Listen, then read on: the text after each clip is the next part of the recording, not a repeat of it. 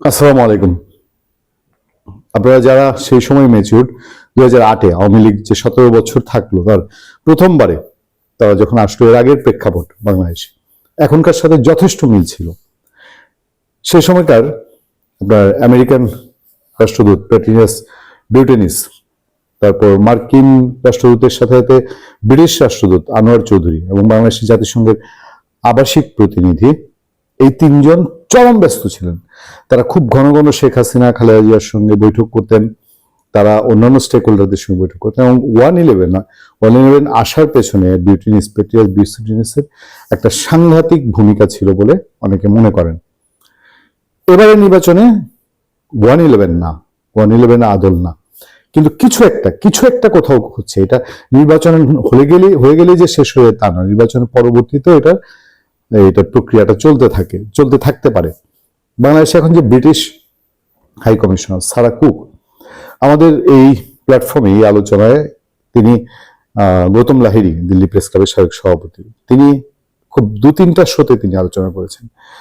আপনার সারা cook India গিয়েছিলেন গত মাসে এবং ইন্ডিয়াকে তিনি খুব চেষ্টা করেছেন ইন্ডিয়ার সরকারি লোকজনের সঙ্গে দেখা করতে, কিন্তু ইন্ডিয়ায় যেহেতু এই ট্রেডিশন নেই, বাংলাদেশে চাইলেই যেরকম রাষ্ট্রদূতরা বাংলাদেশের সরকারের গুরুত্বপূর্ণ জায়গায় বিচারপতি, প্রেসিডেন্ট তাদের সঙ্গে গিয়ে সেনাপ্রধান মিটিং করতে পারে, এটা ইন্ডিয়াতে যেহেতু সম্ভব না, সেই জন্য সারা কুক ইন্ডিয়ায় গিয়ে হয়ে চান্স পাননি, কিন্তু তার মেসেজটা দেওয়ার চেষ্টা করেছেন এবং এইটাই গৌতম লাহিড়ী আমাদেরকে বলেছেন, প্লাস বাংলাদেশে অনেকে বলছেন এখন যে সারা কুক খুব অ্যাক্টিভলি তারা চাচ্ছেন জামাতকে বাংলাদেশে প্রতিষ্ঠিত করতে এবং জামাতকে ক্ষমতায় নিয়ে আসতে।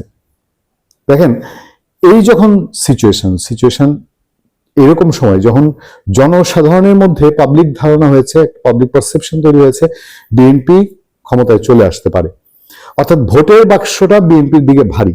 সবশেষ জরিপগুলোতে সেই তথ্য দিচ্ছে যে বিএনপি 208টা আসন পেয়ে যাবে।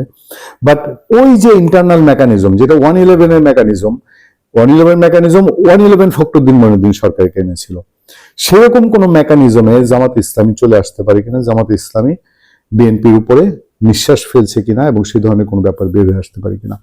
আমার আজকে এই আলোচনায় আপনাদেরকে একটা সূক্ষ্ম জিনিস আমি ধরিয়ে দেওয়ার চেষ্টা করি। আপনারা দেখেছেন যে ভোট কেন্দ্রে মোবাইল ফোন নিয়ে যাওয়া যাবে না, এই সিদ্ধান্তটা হঠাৎ করে এসেছে। আসার পর তেলে বেগুনে জ্বলে উঠেছে জামাতে ইসলামী এবং এনসিপি। কেন এবং কেনই বিএনপি এই বিষয়ে চুপ? আমি এর আগে আলোচনা বলেছি বিএনপি কেন চুপ করে আছে।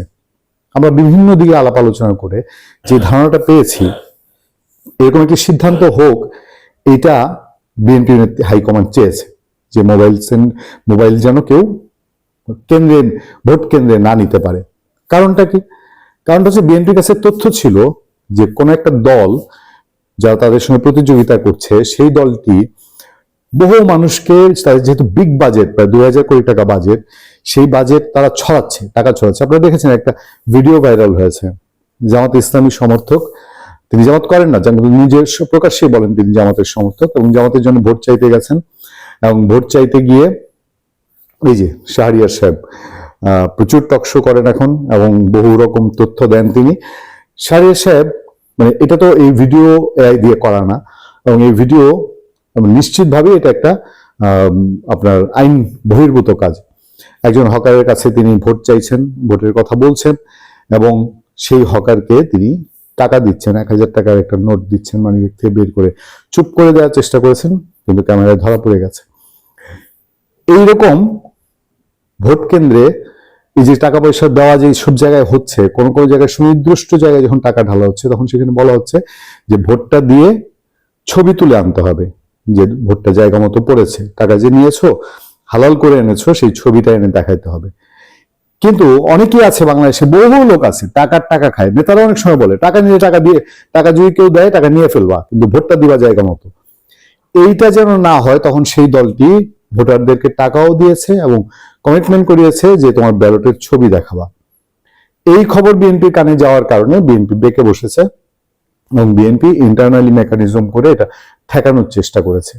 এরকম বহু ক্ষেত্রে বিএনপি এখন চেষ্টা করছে যে মেকানিজমটা ঠেকানোর জন্য। এখন এই মেকানিজমের পেছনে যে আমেরিকা, ব্রিটেন, তাদের যে শক্তি, তাদের যে বুদ্ধি এবং তাদের যে ইচ্ছা, তারা এই দেশে পুরোপুরি তারা চালাতে পারে এরকম একটা সরকার চায়, এবং সেই সরকারের জন্য তারা একটা দল বেছে নিয়েছে। এই দলকে আনার জন্যই এখন নানান রকম খেলাধুলা চলছে।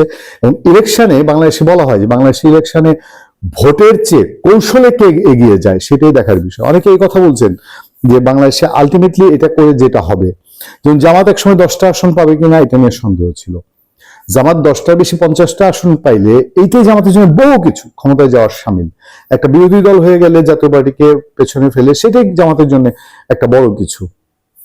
সেই ক্ষেত্রে জামাত যদি এরকম হয় যে এই সমস্ত নানান মেকানিজম মিলিয়ে জামাতে ইসলামী 100, 105, বিএনপির সমান সমান, তখন বিএনপিও যদি নেমে আসতে আসতে এটা 100, 105 হয়, বাদ বাকি আসনগুলো যদি আপনার জাতীয় পার্টি, চরমনাইপি, এনসিপি তারা এবং এর বাইরে বাকি যেগুলো থাকবে সেগুলো স্বতন্ত্র জিতে যায়, তাহলে বাংলাদেশে একটা ঝুলন্ত পার্লামেন্ট হবে।